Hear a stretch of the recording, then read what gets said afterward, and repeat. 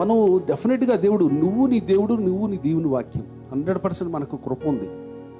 ఈ కృపను ప్రతిరోజు జ్ఞాపకం చేసుకొని నువ్వు ఎప్పుడైతే కృతజ్ఞతాస్తులు చెల్లిస్తావు, డైరెక్ట్గా అడగవచ్చు, విడిచిపోని నీ కృపను బట్టి నీ స్తోత్రమయ్యా, విడుగునన్నావు కదా ఈ నీ కృపను అని దావీదు మహారాజు డైరెక్ట్ అడుగుతున్నాడు. మరి నాకు ఎందుకు ఈ ప్రాబ్లం వచ్చింది, ఎందుకు ఈ ప్రాబ్లం వచ్చింది, కృప ఉంది కదా అంటున్నాడు. ఈరోజు నాకు యోనా ఎంత గొప్ప విశ్వాసం కలిగి ఉన్నాడంటే, చేప కడుపులోకి వెళ్ళిపోయాడు. భయంకరమైన చీకటి, భయంకరమైన అంధకారము, భయంకరమైన ఉపద్రవం అంటే ఏంటి? భయంకరమైన తుఫాన్, ఆ నీరు, అలలు, భయంకరమైన అలజడి, ఒక భయానకమైనటువంటి పరిస్థితి.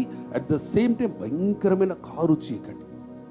వాటి మధ్యలో ఉన్నాడు, వాటిల్లో ఉన్నాడు, వాటితోటి సహవాసం చేస్తున్నాడు.